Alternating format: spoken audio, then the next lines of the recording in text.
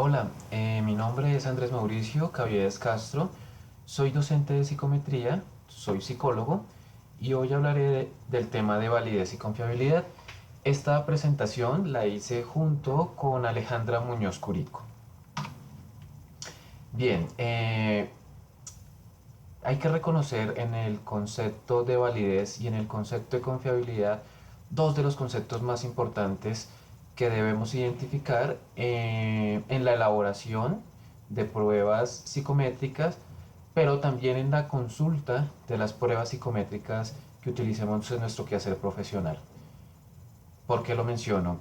Si queremos hacer una prueba psicológica, una prueba psicométrica, siempre debemos apuntar a que nuestras pruebas tengan una adecuada validez y una adecuada confiabilidad. Ya veremos cómo se hace eso. Por otro lado, si nosotros queremos utilizar una prueba psicológica, lo que debemos hacer es identificar en su manual las propiedades psicométricas de esa prueba. Si la prueba tiene una buena validez y una buena confiabilidad, sabremos que la podemos utilizar con confianza. Por el contrario, si no tiene una buena validez o una buena confiabilidad, no deberíamos utilizarla. No es un buen instrumento de evaluación. Peor aún, si la prueba no tiene ni validez, ni tiene confiabilidad, ni nunca se hizo, se determinó estadísticamente y conceptualmente este tipo de características en una prueba psicológica, realmente no deberíamos utilizar ese instrumento de evaluación. Tenemos la responsabilidad como psicólogos siempre de utilizar los instrumentos más idóneos, más adecuados para poder valorar la situación de las personas que acuden a nuestros servicios. Si no lo hacemos, estaríamos fallando en nuestro quehacer profesional e inclusive en aspectos éticos, también incurriríamos allí en faltas y bueno, finalmente podríamos llegar a conclusiones erróneas si no utilizamos buenos instrumentos de medición y evaluación psicológica. Por eso cobra una gran relevancia el tema de validez y confiabilidad, porque sin ellos no podemos entender realmente si los instrumentos de evaluación que utilizamos o que construimos son buenos o no. Pero bueno, sin mayores preámbulos, hablemos del concepto de validez. Entonces voy a hablar de dos definiciones que, digamos, propuestas. La primera de ellas, propuesta por Hernández Sampieri, Fernández Collado y Batista Lucio en su famoso libro de metodología de la investigación, nos dicen que la validez es el grado en que un instrumento realmente mide la variable que pretende medir. Entonces, los eh, constructores, diseñadores de una prueba, se propondrán desde el principio medir una variable psicológica que sea de interés. Esa variable psicológica pensemos que puede ser la inteligencia, que puede ser la personalidad, que puede ser el rendimiento académico, que puede ser una prueba de aptitudes, etcétera, etcétera. Ahora, la prueba pretende medir algo, pero tal vez en su versión final no lo esté haciendo tan bien. Entonces, lo que nos otorga la validez es la posibilidad de establecer si realmente el objetivo que se plantearon los constructores de la prueba, el objetivo de medir un atributo psicológico particular, realmente se cumple o no. Bien, otra definición que se nos propone es la de Thorndike, quien nos dice que la validez es el grado en que un instrumento realmente mide lo que el investigador pretende. Realmente es una definición similar a la anterior. Veámoslo de una manera gráfica para quizás entenderlo un poco mejor. Supongamos que digamos para entenderlo a través de la analogía, que el objetivo el objetivo que nos podemos plantear si jugamos un juego de tiro al blanco es dar precisamente en el blanco, en la parte central de la diana. Ese sería el objetivo. El objetivo del jugador de tiro al blanco es dar en el blanco. Ahora, ese es su objetivo, pero tal vez lo logre, tal vez no lo logre. Entonces, si lo logra, entonces, bueno, va a dar allí en el blanco. Si no lo logra, pues dará en alguna otra parte digamos, de la diana. Entonces, el objetivo que debemos tener siempre como constructores de pruebas psicométricas es establecer qué es lo que vamos a medir y posteriormente valorar si realmente lo logramos o no. Digamos, esa sería nuestra tarea en la construcción de pruebas psicométricas. Con respecto a la validez, hay por lo menos tres estrategias que nos ayudan a establecer si nuestro instrumento tiene una buena validez o no. Esas estrategias reciben el nombre de evidencias relacionadas con la validez.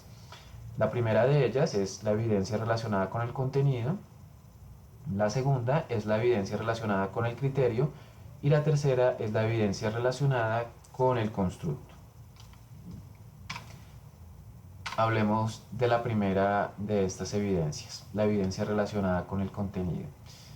Entonces, se define este tipo de evidencia como el grado en que la medición representa el concepto medido.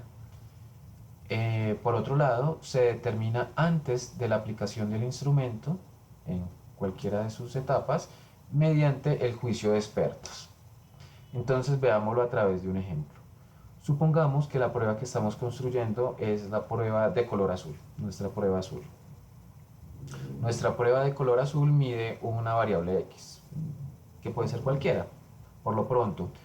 Supongamos además que el concepto o variable que es de nuestro interés consta de unas dimensiones particulares. Entonces, siguiendo el ejemplo, las dimensiones de nuestro concepto que queremos medir a través de la prueba son las de vocabulario, memoria a largo plazo, analogías, información, aritmética y figuras completas.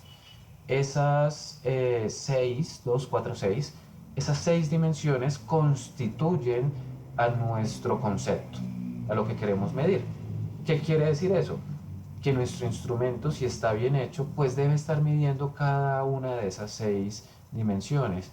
En otras palabras, cada una de esas 6 dimensiones deben estar representadas por ítems reactivos en nuestra prueba que estamos construyendo.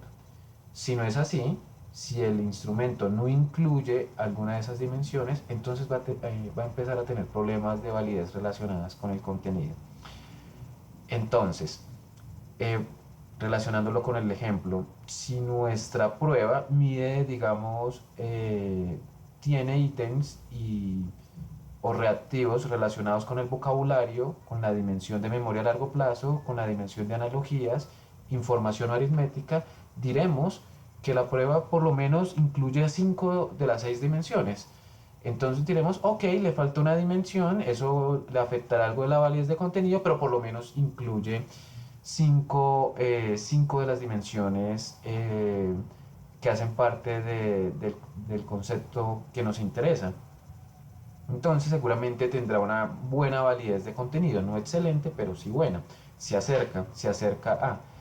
Pero claramente una prueba, como digamos, si nosotros tenemos una prueba, nuestra prueba final únicamente tiene ítems reactivos relacionados con vocabulario, con esa dimensión, seguramente va a carecer de contenido, porque son 6 dimensiones y esta prueba final que tenemos solamente va a medir una sola dimensión. Por lo tanto, no va a tener una buena validez de contenido. ¿Cómo se determina si la prueba tiene una buena validez de contenido o no? Entonces eso se hace a través de un juicio de expertos. Cuando ya tenemos nuestro instrumento diseñado, consultamos a expertos en el tema, a personas que realmente conozcan sobre ese concepto.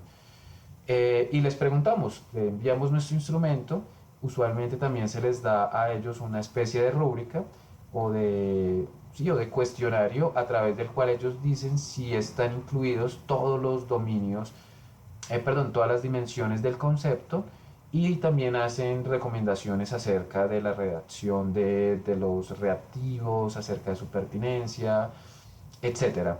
Entonces, la evidencia relacionada con el contenido se evalúa de esa manera, buscando expertos.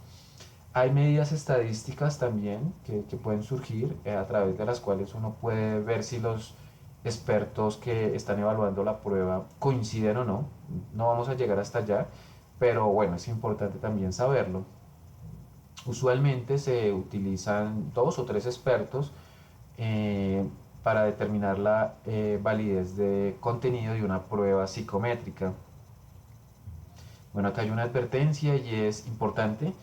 Un instrumento de medición debe tener representados a todos o la mayoría de los componentes del dominio de contenido de los conceptos que se van a medir. Entonces eso es fundamental, nuevamente. Si no se tiene, la prueba va a tener problemas con su validez de contenido.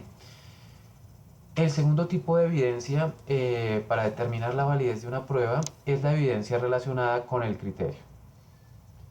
Entonces, la evidencia relacionada con el criterio establece la validez de un instrumento de medición comparando las puntuaciones del instrumento con las de algún criterio externo que usualmente es otra prueba psicométrica. ¿Qué quiere decir esto? Estamos diseñando nuestro instrumento de evaluación, ya lo tenemos. Queremos determinar si tiene una buena validez a través de la evidencia relacionada con el criterio. Lo que hacemos es comparar las puntuaciones que se obtiene de la aplicación de nuestra prueba a diferentes individuos con puntuaciones que se obtienen de otra prueba, que ya se sabe que es una buena prueba, con buena validez y con buena confiabilidad. ¿Qué esperaría uno de esos dos grupos de puntuaciones en las dos pruebas? Uno esperaría que se parezcan. Si se parecen es porque están realmente midiendo lo mismo, ¿cierto? Si son dos pruebas que están midiendo lo mismo, pues sus puntuaciones se deben parecer, sus mediciones se deben parecer. Si no ocurre esto, entonces nuestra prueba seguramente va a tener problemas de validez relacionada con el criterio, en la medida en que sabemos que el otro instrumento es el bueno y el de nosotros es el que estamos poniendo a prueba. Entonces, veámoslo a través de este esquema. Tenemos dos pruebas. Nuestra prueba, que es la prueba azulita, mide X, que es un concepto psicológico que nos interesa medir. Y además hay otra prueba que sabemos que tiene una buena validez, una buena confiabilidad y que además mide lo mismo que pretendemos medir nosotros a través de nuestro instrumento. Por lo tanto, las dimensiones que tienen son equivalentes y bueno, por eso las pruebas se pueden comparar. Bueno, aplicamos las dos pruebas a un grupo determinado de individuos y nuevamente establecemos si se parecen o no las puntuaciones. ¿Qué significa o cómo podemos establecer si se parecen dos grupos de puntuaciones? Digamos que la mejor forma de hacerlo es a través de una estrategia estadística de la que ya hablaré, pero se hace a través de un método estadístico, es decir, con una prueba de correlación para ver si realmente los dos grupos de puntuaciones están relacionados. Ok, para redondear la idea de esta diapositiva, se nos dice que entre más se relacionen los resultados del instrumento con el criterio, mayor será su validez, por supuesto. Ok, el tercer tipo de evidencia es la evidencia relacionada con el constructo. Entonces aquí vamos a hablar de un concepto raro, el de constructo. Y definámoslo, tal como lo entendió Bunge, que es un filósofo de la ciencia argentino. Bueno, Bunge nos dice desde el 73 que un constructo es como un concepto no observacional en contraposición con los conceptos observacionales o empíricos, ya que los constructos son no empíricos, es decir, no se pueden demostrar. Estos conceptos no son directamente manipulables, igual que lo es algo físico, pero sí son inferibles a través de la conducta. Un constructo es un fenómeno no tangible que a través de un determinado proceso de categorización se convierte en una variable que puede ser medida y estudiada. Tiene lugar dentro de una hipótesis, teoría o modelo teórico. Bien, bien.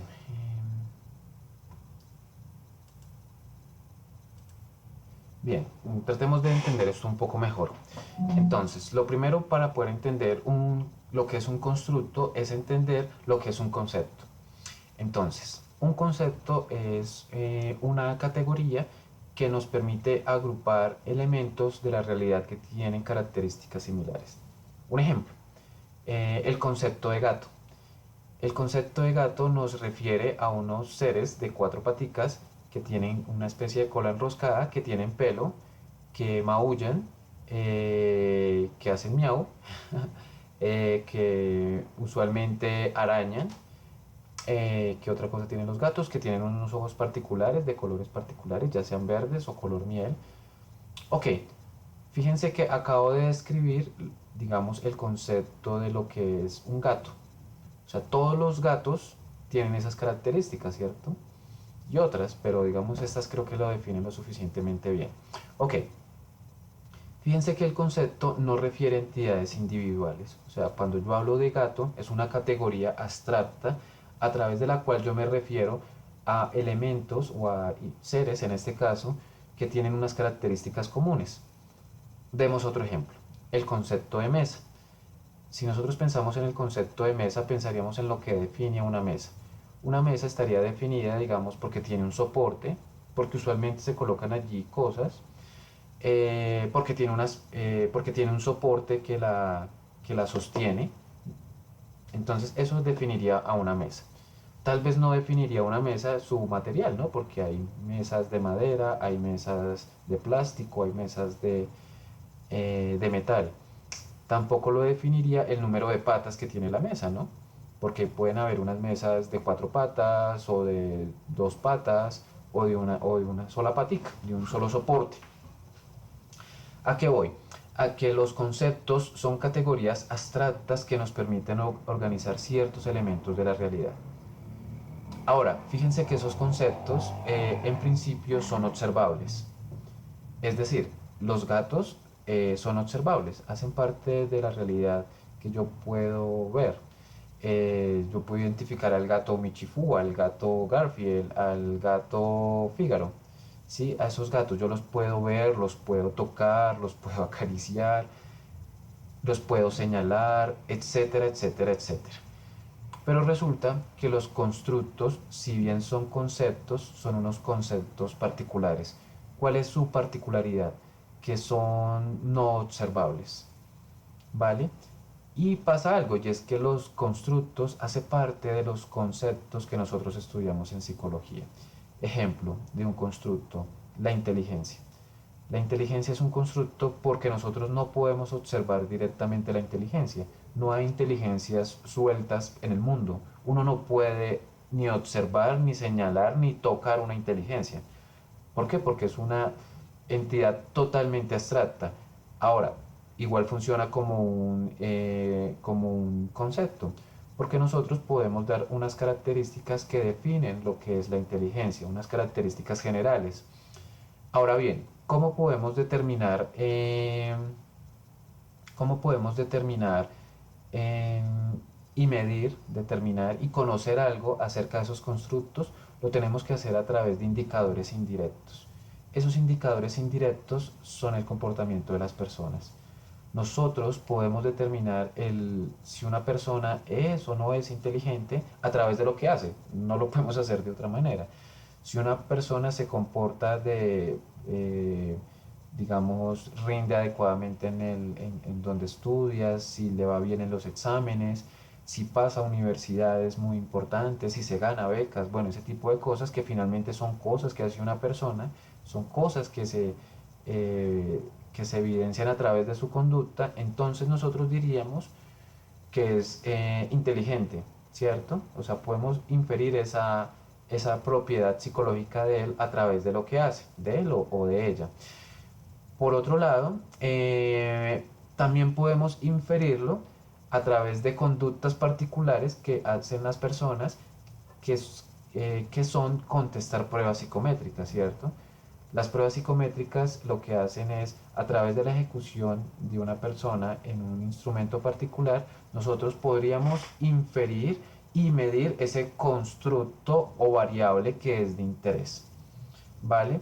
Entonces, bueno, introduzco este concepto de constructo porque es muy importante en psicología, es importante para hacer investigación y es importante para hacer medición y evaluación psicológica. Eh, ok, puede que ocurra algo y es que eventualmente hable de constructo, concepto, variable u atributo psicológico como elementos similares. No obstante, tiene ciertas diferencias, pero bueno, eventualmente uno podría utilizarlos indistintamente. Hay algo, sin embargo, que sí va a diferenciar a los constructos y es la última observación que hace Bunge, y es que Los constructos tienen lugar dentro de una hipótesis, teoría o modelo teórico. En otras palabras, los constructos no surgen arbitrariamente, sino surgen con el propósito de hacer ciencia natural en psicología. Si queremos tener buenas teorías acerca del comportamiento, algo que debemos hacer como psicólogos es generar constructos adecuados para poder entender el comportamiento. Y esos constructos se convertirán a su vez en los ladrillitos, en las piedras fundamentales que constituyen las teorías psicológicas. Ok, pero bueno, toda esta carreta, todo este discurso que he dado hasta este momento acerca de lo que es un constructo, lo hago en la medida en que existe una evidencia relacionada con el constructo que nos permite determinar la validez de una prueba psicométrica. Entonces, lo que nosotros tenemos es que si conocemos la teoría, las teorías o teoría que están relacionadas con el constructo de nuestra prueba psicométrica, y si además esa teoría nos dice qué relación tiene ese constructo que nos interesa con otros constructos, entonces al hacer comparaciones entre las puntuaciones de la prueba que yo estoy construyendo y las puntuaciones de otra prueba, pues yo puedo establecer si aplico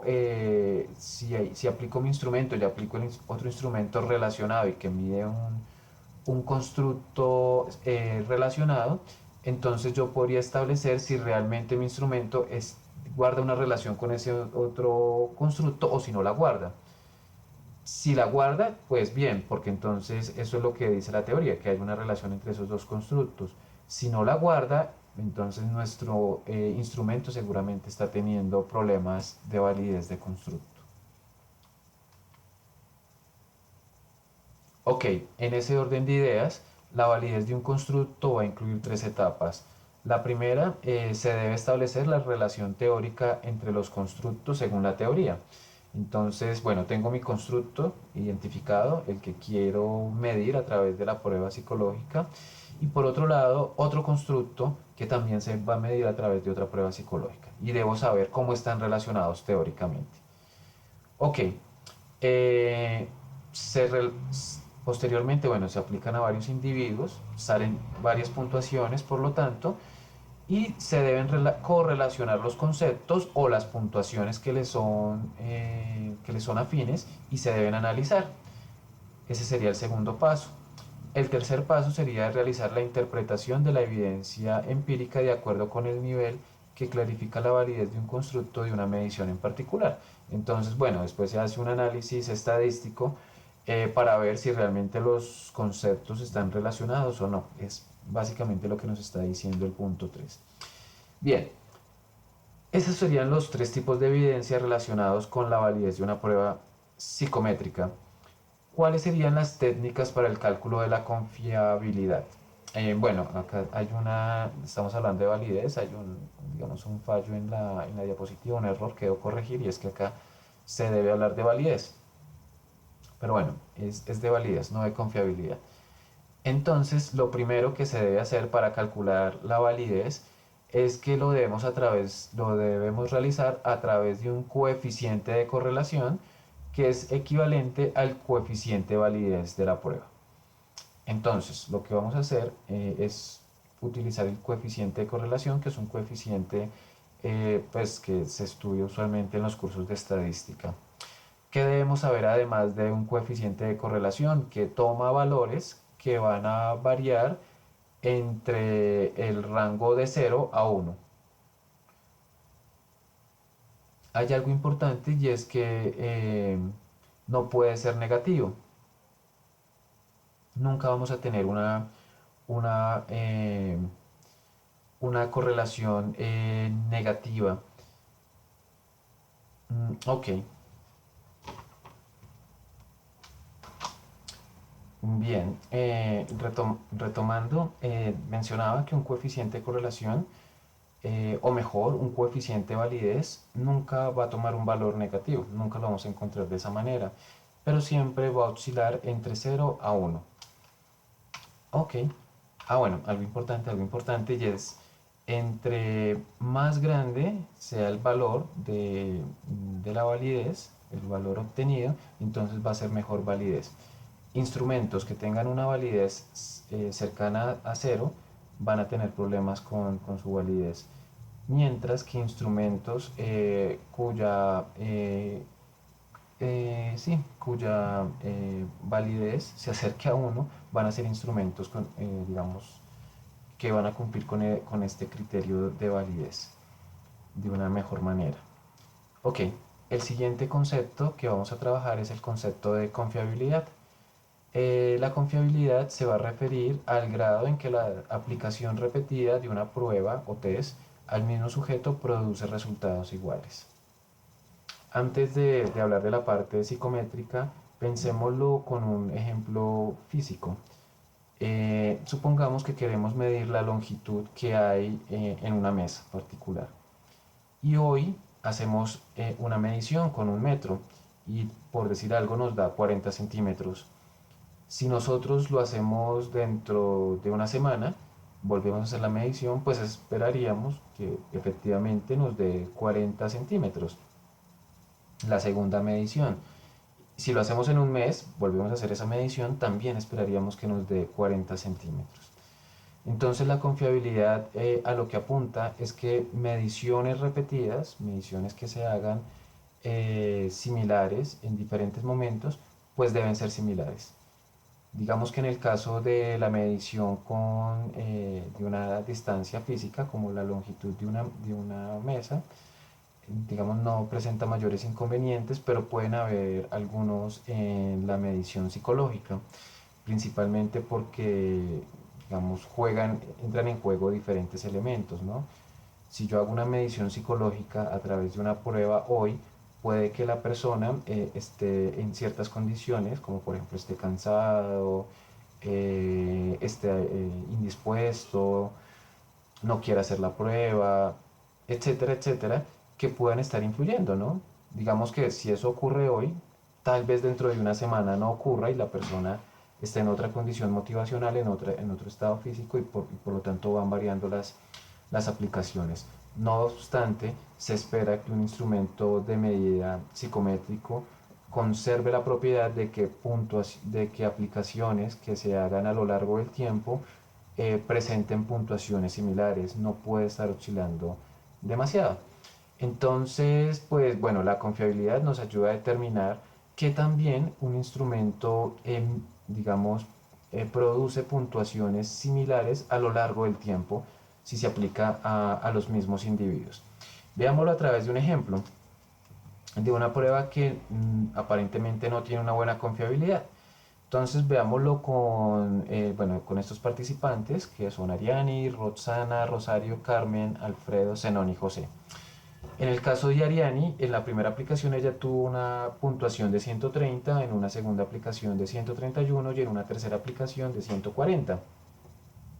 Fíjense que, digamos, las dos primeras puntuaciones se parecen, pero la tercera se desvió bastante, entonces parece ser que allí puede haber líos. Eh, Veámoslo en el caso de Roxana. Roxana en la primera aplicación tuvo 125, luego 130 y luego 129. Entonces uno diría, más o menos se mantiene. En el caso de Carmen, la primera aplicación dio 112, la segunda 120 y la segunda nuevamente 120. Entonces uno diría, ok, se tiende a ver como una estabilidad, pero aparentemente no la tiene porque igual oscila mucho, hay como dos valores que se parecen, pero por allá un tercero se desvía. Nuevamente, esto no se puede realizar así como tan a ojímetro u olímpicamente, sino que es necesario utilizar una técnica estadística que nos ayude a determinar si realmente las puntuaciones se parecen o si realmente son muy diferentes. Pero bueno, volviendo al concepto, el concepto de confiabilidad nos va a decir si realmente tras la aplicación repetida de una prueba a un individuo en particular se producen resultados similares o no. Lo que queremos es que si se produzcan resultados similares, allí tendríamos buena confiabilidad, y si no se producen, entonces no tendríamos una adecuada confiabilidad. Ok, técnicas para el cálculo de la confiabilidad. Entonces, para calcular la confiabilidad, lo debemos hacer a través de un coeficiente de correlación, exactamente de la misma manera que lo hacemos con la validez, pero sencillamente va a cambiar el nombre, no se va a llamar coeficiente de validez, sino coeficiente de confiabilidad, pero es la misma estrategia estadística, la misma fórmula de hecho. Y pues nuestro coeficiente de correlación va a tomar valores que van a oscilar entre 0 y 1 y además no puede ser negativo, tiene las mismas propiedades que el coeficiente de confiabilidad. Una aclaración también equivalente a la de la confiabilidad es que instrumentos de medida que tengan que después de calcular el coeficiente de correlación se acerque a cero, entonces vamos a decir que tiene una baja confiabilidad, seguramente lo tendremos que descartar, pero si nuestro instrumento presenta un coeficiente de correlación que se acerca al 1, entonces tendrá una mejor confiabilidad y seguramente lo podemos utilizar dadas sus propiedades psicométricas y en particular esta de la confiabilidad. Entonces, así como la validez presentaba evidencias que nos permitían establecer si había una buena validez o no, de la misma manera hay técnicas para establecer la confiabilidad de las puntuaciones de un instrumento. Bien, ellas son la primera test-retest o medida de estabilidad. La segunda técnica es la de test paralelos o métodos de formas alternativas. La tercera es la división por mitades o mitades partidas. La cuarta es el cálculo de un coeficiente estadístico que se llama el alfa de Cronbach, muy relevante en investigación psicológica. Y por último, otro coeficiente que es el de Q de Richardson o coeficiente KR20. Bien, veamos la primera técnica para establecer la confiabilidad. Entonces, la primera técnica se denomina técnica de test-retest o medida de estabilidad. En ella, el investigador debe aplicar el mismo instrumento dos veces al mismo grupo de personas después de cierto tiempo. Entonces, veámoslo a través de esta representación. Entonces, en la primera flechita vemos que se aplica el test a un grupo de individuos. Pasa el tiempo, puede ser días, semanas, y se aplica nuevamente el mismo instrumento al mismo grupo de personas. Entonces, si aplica el test a un grupo de personas, pasa el tiempo y se vuelve a aplicar ese test a ese mismo grupo de personas, pero esta segunda aplicación la llamamos retest. Entonces tenemos en la primera aplicación un grupo de puntuaciones, en la segunda aplicación otro grupo de puntuaciones y lo que deseamos establecer es si se parecen o no ese grupo de puntuaciones. Si se parecen es porque nuestra prueba tiene una adecuada confiabilidad y si no se parecen es porque nuestra prueba no tiene una adecuada confiabilidad. Veámoslo a través, digamos, de un ejemplo particular. Entonces, supongamos que nuestra prueba se aplica a 10 estudiantes y aquí en la tabla vemos las puntuaciones obtenidas por cada uno de ellos en las dos aplicaciones. El estudiante 1 tuvo en la primera aplicación en el test una puntuación de 16 y otra de 10, el segundo una de 14 y otra de 14 y así consecutivamente. ¿Qué obtenemos al final? Dos grupos de puntuaciones, las cuales debemos establecer si se parecen o no se parecen.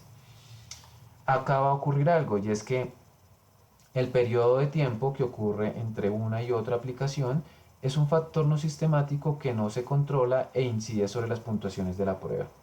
Entonces, ¿qué pasa? Que cuando pasa el tiempo entre una y otra aplicación, pues pueden surgir varias cosas, ¿no? Una es el fenómeno de olvido, esa podría ser un elemento. Otro elemento que podría ocurrir es el cambio debido a lo que se llama la maduración. ¿Qué quiere decir eso? Que cambios biológicos y psicológicos pueden estar ocurriendo en el individuo y puedan incidir entre las puntuaciones obtenidas en el primer momento y en la segunda. Piénsenlo, por ejemplo, en una prueba de desarrollo. Una prueba de desarrollo podría ser muy sensible a esto, y más que todo si es un desarrollo en edades muy tempranas.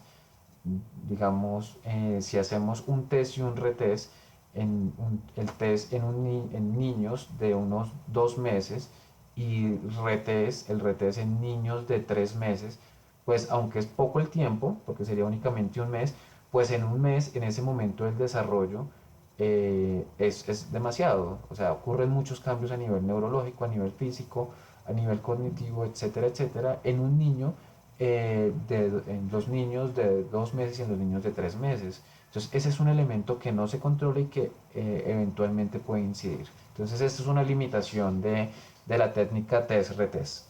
Pero bueno, es una limitación, pero tiene, digamos, la bondad de que permite, permite establecer la confiabilidad de una prueba psicométrica. Acabo de dar un ejemplo en donde sería, digamos, el factor tiempo podría ser crucial e incidir demasiado, ¿no? Pero digamos, si fuera una prueba de rendimiento académico en un grupo de estudiantes universitarios, quizás el factor tiempo no sería tan determinante. Entonces hay que mirar caso por caso cómo influye el factor tiempo. Bien, la segunda técnica a la que me voy a referir es la técnica de los test paralelos o método de las formas alternativas. En esta técnica se administran dos versiones equivalentes de un mismo instrumento en dos momentos diferentes. Entonces, ¿qué quiere decir eso? Que debemos tener una versión de nuestro instrumento y debemos tener otra versión de nuestro instrumento. Y las debemos aplicar en dos momentos diferentes. Entonces, vemos, a diferencia del anterior, en donde teníamos un solo instrumento, en este vamos a tener dos instrumentos equivalentes, eso sí, y que se aplican en dos momentos diferentes. ¿Qué características deben tener esos instrumentos? Las características son que deben ser similares en contenido, instrucciones, tipos de preguntas y dificultad. Si no son instrumentos equivalentes, pues no podemos comparar sus puntuaciones. O la tercera característica es que las dos pruebas son administradas al mismo grupo en un periodo relativamente corto. Entonces, en este caso hay una primera aplicación que la llamamos test, pasa una determinada cantidad de tiempo y posteriormente tenemos una segunda aplicación que sería la aplicación de la forma paralela.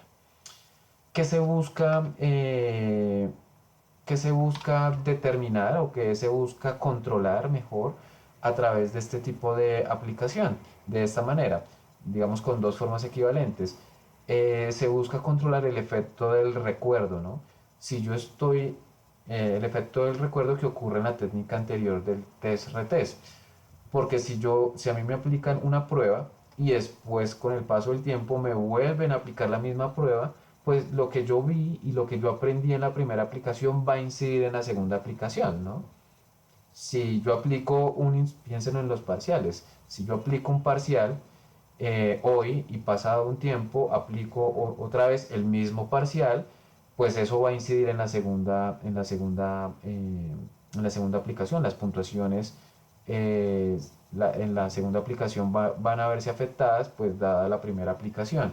Entonces lo que se busca controlar es precisamente eso, el efecto de recuerdo y el efecto de exposición al instrumento por la primera vez. Entonces, ¿cómo se controla eso? A través de una forma paralela, o sea, con un instrumento que sea equivalente pero diferente. Y nuevamente acá hacemos comparaciones entre los dos grupos de puntuaciones y vemos si se parecen o no. Por acá hay una serie de limitaciones. Una es la dificultad para obtener dos pruebas paralelas. Entonces, si construir una prueba es difícil, pues imagínense ahora que tendríamos que construir dos. Eventualmente uno podría utilizar una prueba ya construida con buenas propiedades psicométricas y demás, y bueno, se soluciona el problema, pero igual hay que tenerlo allí en mente.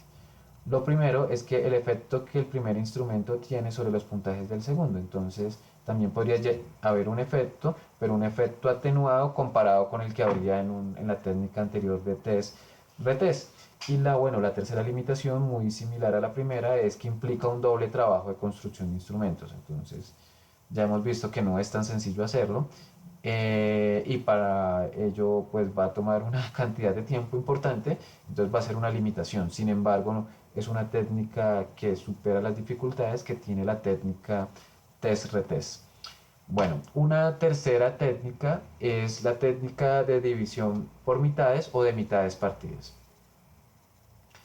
¿En qué consiste esta técnica? Esta técnica nos ayuda a establecer la confiabilidad, por supuesto, pero además requiere solo una aplicación de la medición. Entonces, esa es una muy buena ventaja.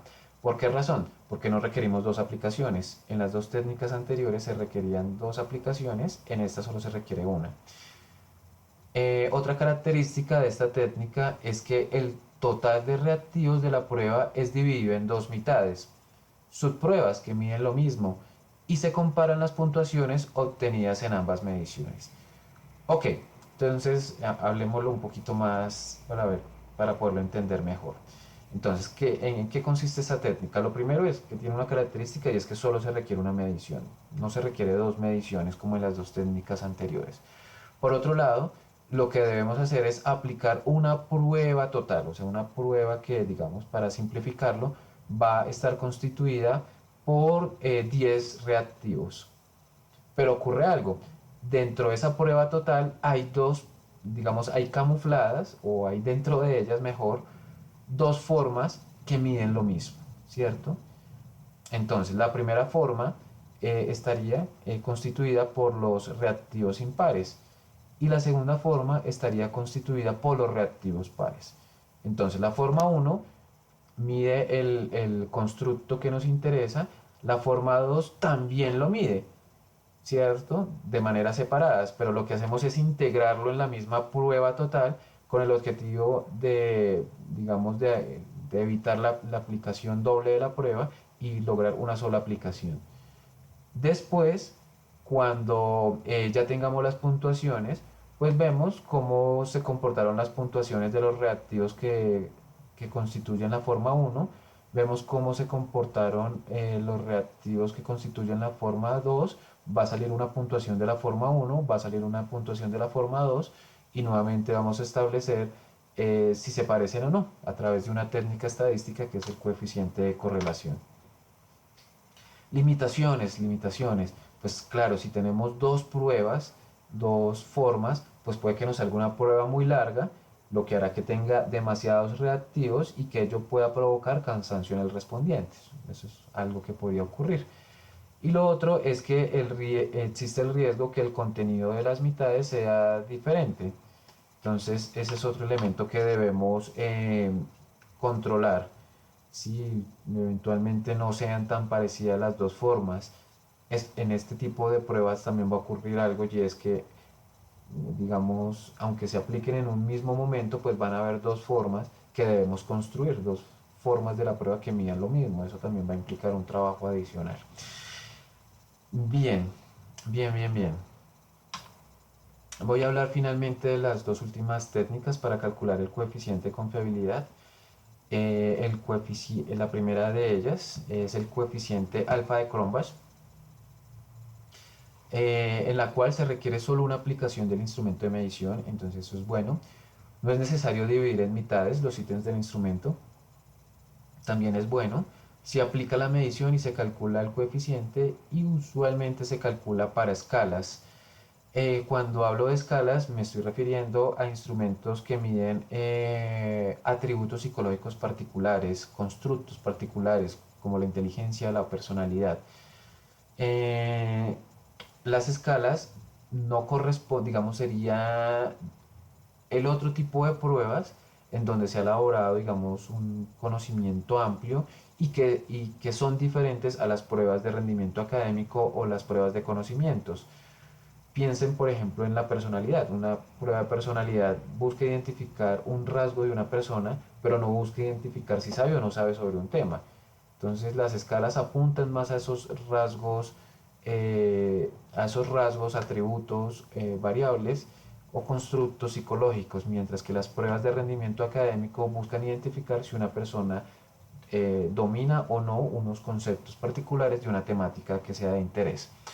Bien, si el coeficiente alfa de Cronbach no sirve para las escalas, entonces la técnica Q de Richardson o lo que es lo mismo, el coeficiente KR20, nos va a ayudar para calcular la confiabilidad en pruebas de rendimiento académico. Entonces esa es, digamos, la principal diferencia entre los dos coeficientes. Sin embargo, pues otras propiedades de la técnica de Q de Richardson es que esta también requiere solo una aplicación del instrumento de medición. Tampoco es necesario dividir en mitades los ítems del instrumento y es aplicable solo en instrumentos con ítems dicotómicos que pueden ser codificados con 1, 0, correcto, incorrecto, presente, ausente, a favor, en contra, etcétera, etcétera. Esta técnica no sería fácil de aplicar, por ejemplo, en una prueba de opción múltiple, dado que es dicotómica, ¿no? Ok, digamos, para el curso no voy a profundizar demasiado en el coeficiente alfa de Cronbach ni en el Q de Richardson. Sin embargo, hay algo que se debe decir, y es que en investigación psicológica se suelen utilizar bastante. Si se consulta un artículo de investigación de una revista, van a encontrar que en la sección de instrumentos, que es una sección que tienen los artículos científicos, se suele reportar el alfa de Cronbach frecuentemente. Es raro que se presente la técnica TSRT u otra, no. Usualmente se utiliza el alfa de Cronbach si es una escala. Y usualmente también se utiliza el coeficiente de Q de Richardson si es una prueba de rendimiento académico.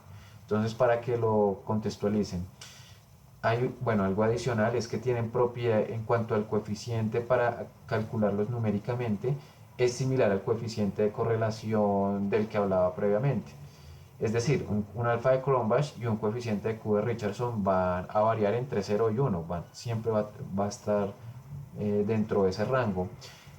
Lo otro es que no va a tomar nunca valores negativos, no van a encontrar nunca un alfa de Cronbach o un Q de Richardson negativo. Entonces, en eso sí conservan las mismas propiedades que las técnicas y evidencias que he mencionado anteriormente. Y por último, bueno, la interpretación de ese coeficiente de correlación va a ser similar en todas las técnicas y en todas las evidencias de las que he hablado. Ok, ¿cómo interpretar los coeficientes de validez y confiabilidad? Entonces decíamos que va a tomar siempre un valor que varía entre 0 y 1, siempre va a estar en ese rango. Ahora bien, si el valor obtenido está entre 0.01 y 0.20, diríamos que es una validez o confiabilidad muy baja. Y si es muy baja, seguramente el instrumento debe ser fuertemente modificado o descartado. De 0.21 a 0.4, ok, sigue siendo baja y debemos considerar el instrumento. O sea, no, o sea, tiene unas propiedades realmente débiles. De 0.41 a 0.60 ya sería una magnitud moderada, un poco mejor, eventualmente se podría aceptar, pero sigue teniendo problemas. A lo que debemos apuntar es a los rangos que van de 0.61 a 1, en donde estarían la magnitud alta y muy alta. Si nuestro instrumento de evaluación que estamos construyendo o que estamos consultando porque lo queremos aplicar tiene validez y confiabilidad que oscilan entre esos rangos, perfecto. Tenemos un muy buen instrumento de evaluación y medición psicológica. Si no, debemos utilizarlo o con cuidado, y si lo que estamos haciendo es construirlo, entonces deberíamos tratar de buscar alguna forma para que estas propiedades psicométricas se vean mejoradas. Bueno, ¿qué nos dice Ruiz Bolívar? Sobre esto nos dice que en general se considera aceptable un instrumento psicométrico cuando está en el límite superior de la categoría alta o en la categoría muy alta. Entonces, básicamente si se encuentran en estos rangos, ¿no? Los que mencionaba previamente, de 0.61 a 1. Entonces ya podemos interpretar eh, coeficientes de correlación de las pruebas, perdón, tanto de la validez como de la confiabilidad de las pruebas psicométricas. Bien, ahora una pregunta que uno se puede hacer es si existe alguna relación entre la validez y la confiabilidad de los instrumentos psicométricos. Entonces, un instrumento de medición tiene que ser a la vez tanto confiable como válido. Si es confiable pero no es válido, tendría líos, o sea, cumple una cosa pero no la otra, y no, la idea es que cumpla las dos. ¿Qué ocurre si no se cumple esta característica? La característica de que sea tanto confiable como válido. Si no cumple esa característica, las puntuaciones que de ellos se obtengan no deben tomarse en serio. Pilas con esto, pilas con esto. Vamos a encontrar muchos instrumentos en internet, en diferentes lados, que no tienen buena validez ni buena confiabilidad o, no, o alguna de las dos tienen problemas. Si eso es así, y la aplicamos, pues sencillamente esa puntuación que obtengamos no debe no debe tomarse en serio. Es una puntuación de un mal instrumento de evaluación y medición psicológica. Yo les mencionaba en algún momento el hecho de que del ejemplo del tensiómetro que utilizan los profesionales de la salud. El tensiómetro es un instrumento que ayuda a determinar a estos profesionales la presión arterial, es decir, la fuerza con la que la sangre está llegando a las diferentes partes del cuerpo. Esa es una medida importante, ¿no? Porque funciona como una especie de indicador de si, digamos, las funciones del cuerpo lo están haciendo bien o lo están haciendo mal. Si falla, si la medida no es buena, si la presión arterial tiene valores alterados, atípicos, mejor, entonces eso podría indicar a los profesionales de la salud que algo está ocurriendo. Por lo tanto, la medición de la presión arterial se debe hacer con un buen instrumento. Ese instrumento se llama tensiómetro. Si ese instrumento no es bueno, si no está arrojando las medidas adecuadas, pues imagínense los errores que podrían cometer los profesionales de la salud.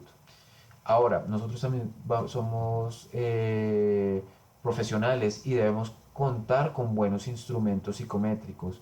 Por lo tanto, debemos garantizar siempre que los instrumentos que utilicemos sean válidos y confiables de una buena manera. Ok, veamos, volviendo acá a la diapositiva, veamos cómo podría representarse gráficamente la confiabilidad y la validez. Entonces, decíamos que la validez, por definición, es lo que el instrumento pretende medir. Un instrumento es válido en la medida en que mide realmente lo que pretende medir.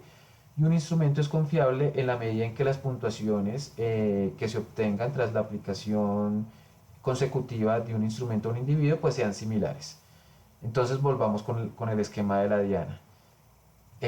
Nuestra prueba